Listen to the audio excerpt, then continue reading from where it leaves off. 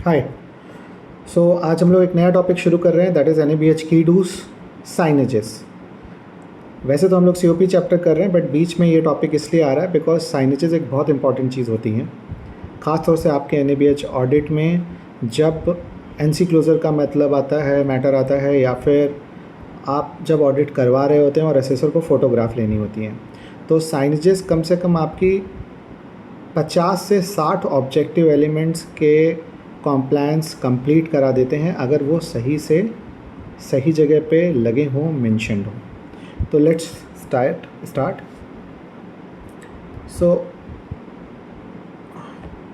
Signages के पहले essential समझिए।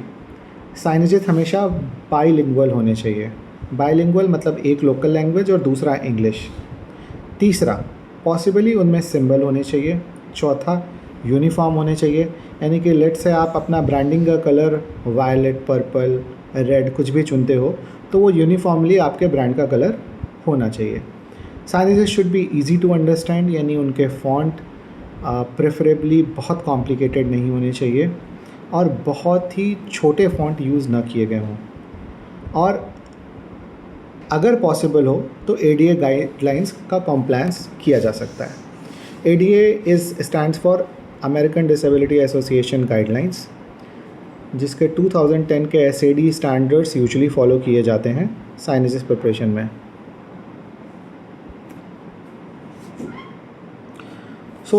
इन चीज़ों का आपको ध्यान देना चाहिए। साइनेजेस बेसिकली इन 5 कैटेगरी में बांटे जाते हैं: hazard identification, prohibition, mandatory action, information safety condition and information on fire safety. आप देख सकते हैं कि एग्जांपल मैंने दिया है कि अगर जैसे रेडिएशन हैज़ार्ड है, येलो कलर में यूज़ होता है, दैट इज़ हैज़ार्ड आइडेंटिफिकेशन। जो चीज़ प्रोहिबिटेड है वो रेड और क्रॉस लाइन यूज़ होती है। जो मैंडेटरी एक्शन है कि जैसे कि ICU के बाहर वियर स्टैंडर्ड प्रिकॉशन, या आइसोलेशन रूम के बाहर वियर स्टैंडर्ड प्रिकॉशन, तो वहाँ पे आप ब्लू बैकग्राउंड पे preferably white and black text use करते हो, दोनों टेक्स्ट यूज़ कर सकते हैं। जो सेफ्टी कंडीशन है उसके लिए आप ग्रीन यूज़ करते हो, यानी जितने आपके फायर एग्जिट्स होंगे they are basically taking you towards safety. तो चूँकि वो आपको सेफ्टी की तरफ ले जा रहे हैं, तो जितने भी फायर एग्जिट साइन होंगे वो ग्लो इन डार्क होंगे और साथ ही साथ ग्रीन कलर के होंगे, और जितने फायर एक्सटिंग्विशर, होज रील और ये सारे साइनेजेस होंगे वो रेड बैकग्राउंड से होंगे।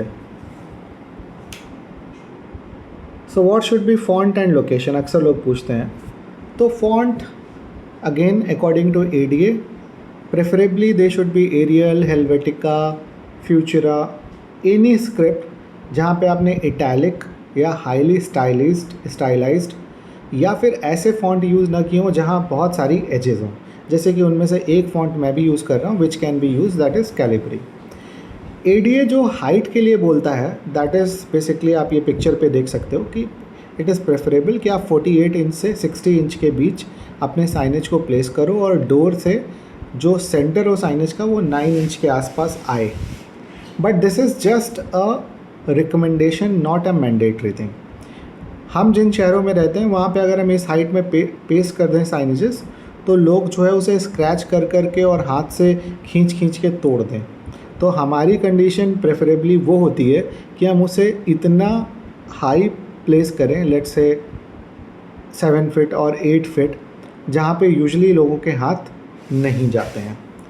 लेकिन हाँ, साइनेज इतने बड़ी ज़रूर हों कि कम से कम 7 से 8 फीट की दूरी पे से दिख जाएं।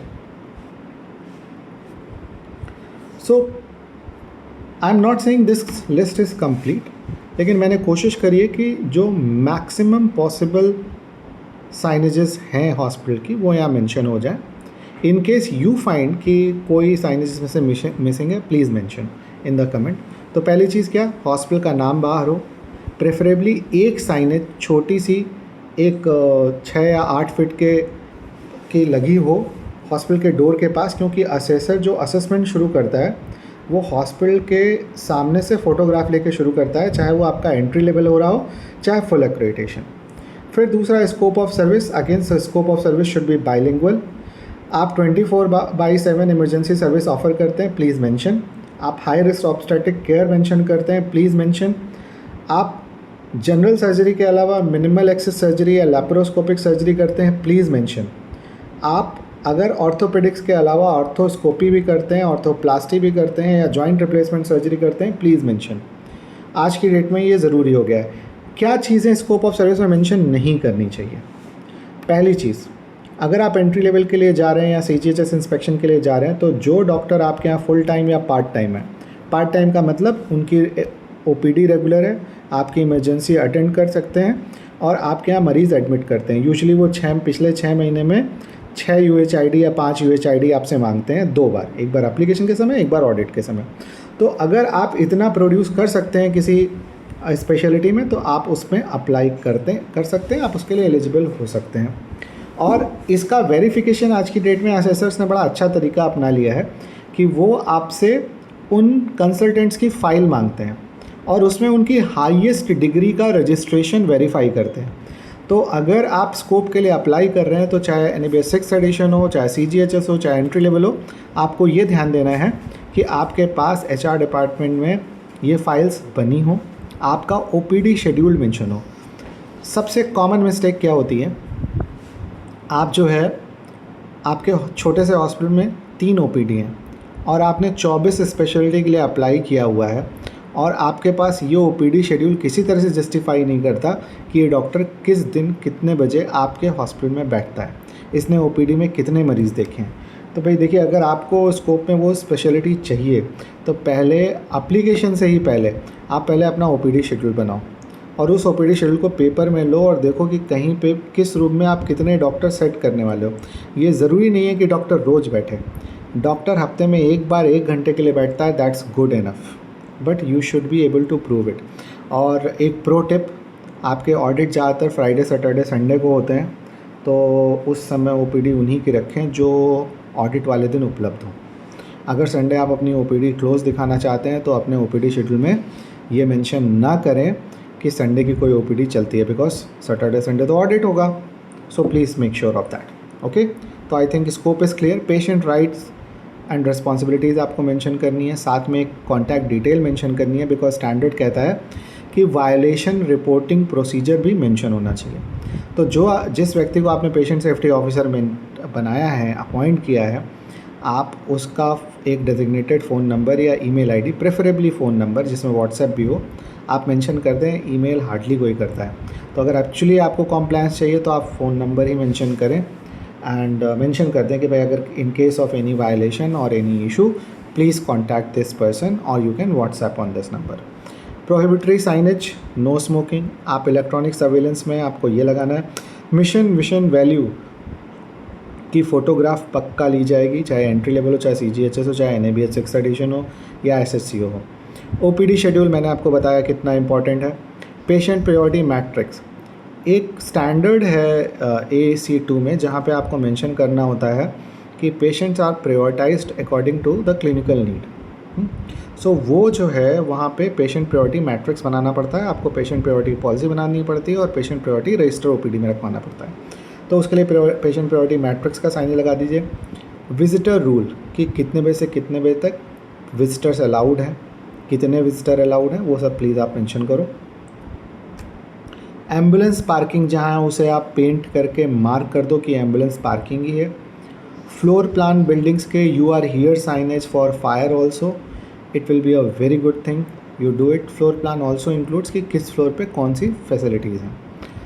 असेंबली पॉइंट ये बिल्डिंग के बाहर कहीं होना चाहिए, बिकॉज ये वो पॉइंट है जहाँ पे इन केस ऑफ फायर और any disaster inside the building लोग बिल्डिंग खाली करके इकट्ठे होंगे और उनकी काउंटिंग होगी। वाटर टैंक्स पे उनकी वाटर टैंक की capacity and cleaning schedule, this also means कि आपके वाटर कूलर पे भी ये मेंशन हो। How to voice a complaint should be mentioned at multiple places. Tariff list, अगर आपको लगता है आपकी टैरिफ लिस्ट बहुत बड़ी है तो कृपया एक साइनेज लगाएं कि कैसे टैरिफ लिस्ट मिल सकती है, यानी कि जैसे कि tariff list available here, tariff पुस्तिका यहाँ उपलब्ध है, आपको मांगने से मिल जाएगी। और जब कोई मांगे तो एक्चुअली उसे मिले, नहीं तो आपके गूगल रिव्यू पे वो लिख देगा। और आज की डेट में सिर्फ आपका कंप्लेंट रजिस्टर नहीं, असेसर भी आपका गूगल रिव्यू दे के आते हैं कि किस चीज़ की कंप्लेंट ज़्यादा आ रही है, कौन सी प्रॉब्लम ज़्यादा आ रही है, और उस पर वो ख़ास तौर से फोकस करते हैं. तो please respond to your Google reviews. Okay. Then cash committee. Cash committee is committee against sexual harassment. फिर अब इसमें क्या मेंशन करना है कि किसे हम मतलब हमारे यहाँ एक कैश कमेटी है, उससे कैसे कांटेक्ट में आ सकते हैं, और कौन एक नोडल ऑफिसर है जिसका आप नंबर मेंशन करें कि इसे आप फ़ोन पे मैसेज करके अपनी प्रॉब्लम बता सकते हैं. This is basically for employees. Again it is mandatory under the work place sexual harassment act 2013 I suppose. इस पे जो है ये ज़रूरी है कि अगर आपके organisation, not only hospital, even lab, x-ray और एनी फैक्ट्री, एनी ऑफिस जहाँ पे 10 से ज़्यादा एम्प्लॉई हैं, एक कैश कमेटी होनी चाहिए. इसे कई बार लोग विशाखा कमेटी भी कहते हैं, लेकिन 2013 में जब से कानून बना तब से ये कैश कमेटी हो गया. नाउ पोस्टर्स जैसे hand hygiene, hand wash, 5 movement of hand hygiene. 5 movement of hand hygiene और हैंड वॉश के पोस्टर लोकेशन स्पेसिफिक भी ऑनलाइन उपलब्ध हैं, आप उन्हें भी यूज़ कर सकते हैं. ट्रायज एरिया कौन सा है? अक्सर इसमें मैंने देखा है कि लोग जो है ना 3 बेड की इमरजेंसी रखते हैं और उसमें बेड्स को लेबल करवा देते हैं. आई find it stupid and illogical. एक ट्रायज में अगर हम ESI फॉलो कर रहे हैं, that is emergency severity index, तो वहाँ पे ग्रीन कलर का पेशेंट वेट करता है, ब्लैक कलर का पेशेंट डेड है, येलो कलर का patient is basically the person who requires the emergency care, and red colour of patient requires critical care. So you must be shifting that patient to critical care area. Now, why would you color a bed red or black? Red वाला तो wait कर सकता है, और दूसरे situation change होती रहती है, तो क्या आप पेशेंट को अलग अलग बेड साइड पे ले जाओगे? लेट्स से ग्रीन कलर का पेशेंट था और वो इंटरनली ब्लीड कर रहा है, आपने पहले ट्राइजिंग में असेस किया कि वो पेशेंट वेट कर सकता है, and then suddenly patient collapses, तो आप क्या करोगे? वहाँ पे ग्रीन कलर का हटा के पीले कलर का पोस्टर लगाओगे, या तो फिर ऐसी सुविधा आपके बेड साइड पे हो. अगर आप फिक्स साइन लगा रहे हो तो आप क्या करने वाले हो? हाँ, अगर आप एक बड़े सेटअप हो, जैसे कि रिसेंटली मैं रीजनल एम्स में था, वो जो सैफई है, एम्स सैफई, वहाँ पे प्रॉपर 4 हॉल बने हुए हैं, बल्कि 3 हॉल बने हैं और एक वेटिंग एरिया है, जहाँ पे ग्रीन कैटेगरी भी मेंशन है, येलो कैटेगरी भी मेंशन है और रेड कैटेगरी भी मेंशन है. फॉलो वो कुछ नहीं करते, लेकिन उनके साइनेज ये बताते हैं कि यहाँ ट्राइजिंग का भी प्लानिंग किया गया था. तो वो इतना बड़ा इंफ्रास्ट्रक्चर है कि वहाँ पे फिज़िकली वहाँ साइनेज लगा हुआ है. मेडिकल कॉलेज जैसे सेटअप में आप ये कर सकते हो. आप 300 बेड के हॉस्पिटल हो, आपकी 20 से 25 बेड की इमरजेंसी है, आप ये कर सकते हो. आप 4 बेड के हॉस्पिटल हो, आप वहाँ पे साइनेज लगा रहे हो, that's stupid. My suggestion, use tries tags. अगर पेशेंट ग्रीन से है तो आप, वो येलो में जाता है, आप टैग हटाओ भाई. वो चाहे जहाँ मूव होगा पब्लिक को दिखेगा, क्योंकि पेशेंट तो ट्राइजिंग के बाद डायग्नोस्टिक्स में भी जाएगा, मूव करेगा. हो सकता है आपके यहाँ बेड नहीं बचे तो वो दूसरे हॉस्पिटल शिफ्ट किया जाए. वो टैग उसे आइडेंटिफाई करता है, इसीलिए ट्राइज टैग्स ज़रूरी हैं, ना कि बेड को लेबल करना कि वो रेड कैटेगरी और येलो कैटेगरी है. आई डोंट नो, कई बार असेसर भी NC दे देते हैं, तो मैं कुछ कह नहीं सकता, but I find it really illogical if not stupid. So मेरे ख्याल से तो जो मैं बता रहा हूँ आप देख सकते हैं, इंटरनेट पे भी ये ईजिली अवेलेबल है. It also depends on practicality and number of beds, तो ये आपको डिसाइड करना पड़ेगा अपने हॉस्पिटल के लिए. You should have eye wash station and then certainly eye wash signages. Eye wash station पे हम लोग कभी फिर से बात करेंगे, लेकिन आई वॉश साइनेजेस ज़रूर लगाएं अगर आई वॉश स्टेशन है तो. सेकेंड, डिसेबिलिटी फ्रेंडली टॉयलेट है तो आप वहाँ पे उसकी साइनेज लगाएं. फ़र्स्ट एड जहाँ जहाँ अवेलेबल है, तो आपके यू आर हियर साइनेज पे फ़र्स्ट एड बॉक्स कहाँ रखा हुआ है वो मेंशन होना चाहिए, और जहाँ फ़र्स्ट एड बॉक्स रखा हुआ है वहाँ पे भी मेंशन होना चाहिए कि फ़र्स्ट एड बॉक्स यहाँ मेंशन है, रखा हुआ है. प्लस MSDS डिस्प्लेड होनी चाहिए. अगेन कई बार लोग ये गलती करते हैं कि वो सिर्फ इंग्लिश में होती है. भाई साहब, NABH क्लियरली कह रहा है इट शुड बी बाइलिंगुअल. तो what's the problem, make it bilingual. आपके यहाँ गूगल ट्रांसलेटर तो है ना, इंग्लिश से हिंदी में ट्रांसलेट करता है. जहाँ पे प्रॉब्लम हो वहाँ पे थोड़ा चलती हुई इंग्लिश डाल दो, चलती हुई हिंदी डाल दो, सॉरी। सो पॉइंट इज़ कि ये ट्रांसलेशन किया जा सकता है, it's not a very difficult task. फिर सर्विस टर्न अराउंड टाइम्स आपको मेंशन करने होते हैं। They can not be permanent signage because ये हर 3 महीने में आपको रिव्यू करके चेंज करने होते हैं। ये आपके सर्विस स्टैंडर्ड का हिस्सा होते हैं या आपकी इंटरनल बेंचमार्किंग का हिस्सा होते हैं। तो ओपीडी में किस डॉक्टर की वेटिंग टाइम कितनी चल रही है, या स्टैंडर्ड जनरलाइज वेटिंग टाइम कितना चल रहा है, डायग्नोस्टिक्स में टैट कितना है वेटिंग टाइम, एक्सरे में, अल्ट्रासाउंड में, सैम्पल कलेक्शन में, ये आपको उन तीनों जगहों पे मेंशन करना होगा। सीटी है, एमआरआई है, आपको वहाँ मेंशन करना होगा। ब्लड इशू का टैट कितना है, इमरजेंसी का और प्लान्ड का, वो आपको मेंशन करना होगा। अगर आपके यहाँ ब्लड बैंक है तो ब्लड बैंक के अंदर भी ये टैट रजिस्टर होना चाहिए, और नर्सिंग स्टेशन पे भी, क्योंकि नर्सिंग स्टेशन ने कितने बजे रिक्वेशन किया और नर्सिंग स्टेशन तक बेड कितने बजे पहुँचा, वो अलग टैट है। और एक जो रिक्वेशन स्लिप है वो ब्लड बैंक के काउंटर पे कितने बजे पहुंची और ब्लड ग्रुप मैचिंग के बाद कितने बजे उसे ब्लड इशू किया गया, दीज आर 2 डिफरेंट टैट्स। तो ये प्लीज़ क्लियर रहिएगा। प्लस अभी कई लोग मिस कर रहे हैं, but one of the quality indicator in NABH 6th edition जो मेंशन नहीं है क्वालिटी इंडिकेटर, लेकिन जो एम्बुलेंस का स्टैंडर्ड है वहाँ आप जाके देखो, वहाँ पे उन्होंने बोला है कि एम्बुलेंस कितने समय पे निकली जब कॉल आई या रिक्वायरमेंट आई, वो भी हमें मॉनिटर करना है, ये उस स्टैंडर्ड में लिखा हुआ है। तो this becomes another quality indicator, that. फिर department wise scope of service, imaging services, laboratory services, obstetrics, pediatrics, या और वो डिपार्टमेंट जहाँ पे आपकी ये आप department wise scope of service लगा सकते हो, mention there. Department names should be clearly mention, service counter should be clearly mention, lift signage, और लिफ्ट के साथ साथ in case of fire do not use lift should be mention. Lift के अंदर lift की कैपेसिटी कितनी है, lift अगर कहीं रुक जाए तो कैसे हेल्प के लिए कॉल करना है। आज की डेट में एक्सटेंशन हैव बिकम एक्सटिंक्ट। अगर आपके यहाँ फ़ोन के सिग्नल निकलने सही आते हैं तो मेंशन अ फ़ोन नंबर, क्योंकि एक्चुअल जब इमरजेंसी आती है तो लोग फ़ोन ढूंढते हैं और कई बार फ़ोन वहाँ होता भी नहीं है। तो अगर ग्लो इन डार्क साइनेज है तो वो एल्यूमिनेट होने लगेगा और लोगों को फ़ोन नंबर दिखेगा जहाँ पे वो फ़ोन कर पाएंगे। Please mention, do not mention any personal number. वो नंबर मेंशन करिएगा जो एम्प्लॉय नौकरी छोड़ने के बाद साथ में लेके ना चला जाए, ठीक है। प्लस मेडिकल रिकॉर्ड में entry restricted, authorise person only का साइनेज लगना है। गैस सिलेंडर में एम्प्टी और फिल्ड के टैग्स लगने हैं, उन्हें चेंज भी होना है। बेस्ट रहेगा अगर आप जो उसका सिस्टम है ना, वो अगर ऑटोमेटिक शिफ्ट होता है तो वो ऑटोमेटिक सिस्टम भी मेंशन करवा दीजिए, बिकॉज असेसर को फ़ोटोग्राफ लेनी होती है, वो वहाँ पे उस बंदे से पूछ रहा होता है कि भैया ये ऑटोमेटिकली शिफ्ट होता है, चेंज होता है, या फिर आपको मैनुअली चेंज करना पड़ता है। अब वो बंदा अगर हड़बड़ा के मैनुअली बोल दे तो फिर ये जस्टिफाई करने में बहुत समय लग जाता है और कई बार असेसर मानता भी नहीं, क्योंकि असेसर भी 90% कम से कम असेसर जो मैंने देखे हैं उन्होंने कभी ऑटोमेटिक गैस चेंजर देखे नहीं हैं, उन्हें आइडिया ही नहीं है, उन्हें STP का आइडिया नहीं, उन्हें ATP का आइडिया नहीं। आप जो बता दोगे वो मान लेंगे। अब हो सकता है ये मेरा ओवर कॉन्फिडेंस है, लेकिन एक्सपीरियंस भी है। गैस पाइपलाइन की कलर कोडिंग चेक ज़्यादातर लोग गलत करवाते हैं। You should have Indian gas cylinder rule, उसमें आप देख के इसकी कलर कोडिंग कराओ।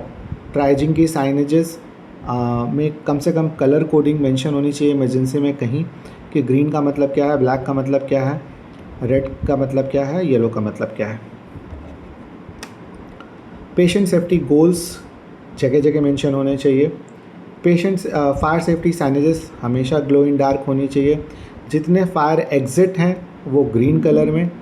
होज reel, fire extinguisher, service card तो अभी मैं बताऊंगा आपको, this is made of paper, but fire hazard, assembly point, fire alarm and exit sign stickers on stairs.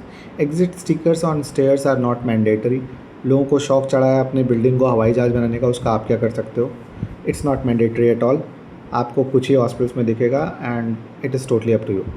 But इसमें जैसे फायर एग्जिट साइन है, असेंबली पॉइंट है, ये ग्रीन कलर से होगा। Fire alarm, fire hazard hose reel और fire extinguisher. ये red colour से होगा, glow in dark.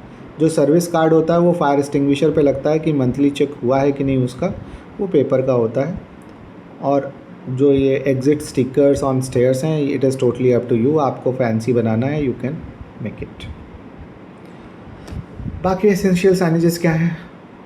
PCPNDT's warning and information about doctor, radiation hazard की signage, pregnancy warning. Radiation hazard की साइनेज आप जब भी बनाओ, please go and check, mention on internet AERB radiation hazard signage. तो आपको वो एक PDF फाइल देगा जिसमें क्लियरली मेंशन है कि रेडियो एक्टिव मटेरियल या न्यूक्लियर मेडिसिन के लिए कौन सा साइनेज यूज़ होता है और रेडिएशन हैज़ार्ड के लिए क्या। जो वो तिकोना होता है ना, 6 विकर्ण, that is for medical xray. जो वो एक गोल सा साइन हो जाता है जिसमें 3 ट्रायंगल अलग अलग बने रहते हैं गोल के साथ, that is nuclear medicine. Red bulb होना चाहिए, प्रेगनेंसी वार्निंग का साइन होना चाहिए रेडिएशन एरिया में। फार्मेसी में लासा ड्रग्स यानी lookalike sound like should be clearly labelled, kept separately. Kept separately मतलब ऐसा नहीं कि मैं कई हॉस्पिटल में देखता हूँ बड़े अजीब काम करते हैं, वो क्या करते हैं, ऐसे बिल्कुल सजा के एक कैबिनेट बनाते हैं और उसमें बोलते हैं देखो जी ये लुक अलाइक है और वो साउंड अलाइक है। भाई साहब, उनको अलग अलग रखना है।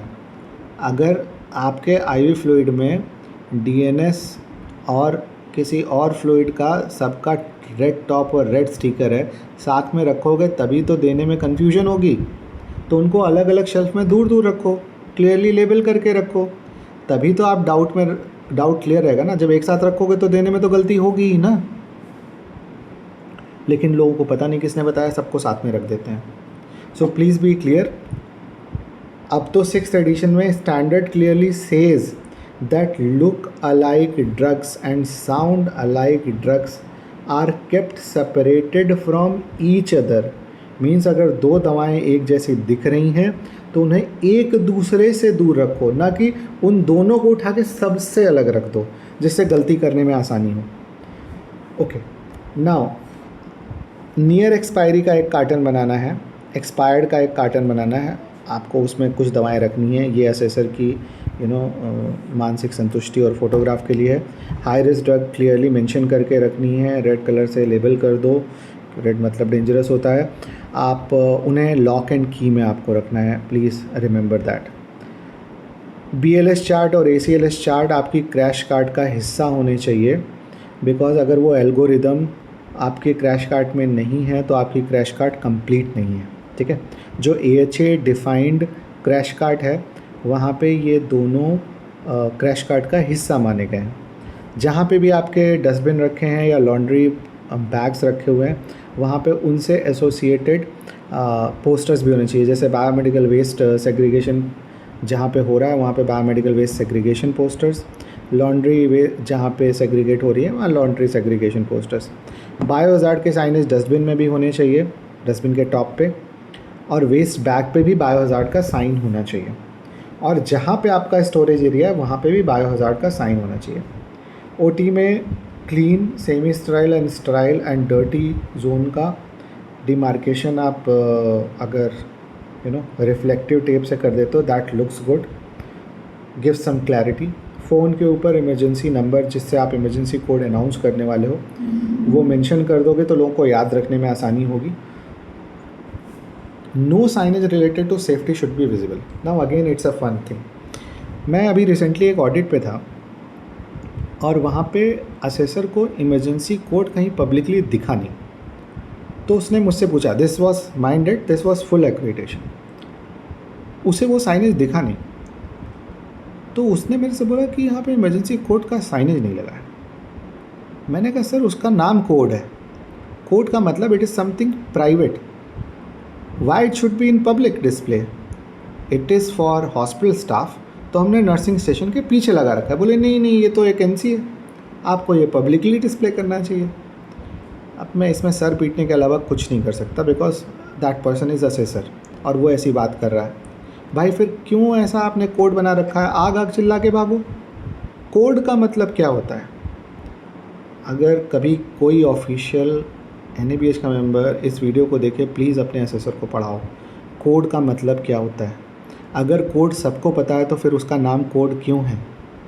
I don't know and I can't comprehend that कि क्यों असेसर को वो पब्लिक डिस्प्ले में चाहिए, बट पता नहीं।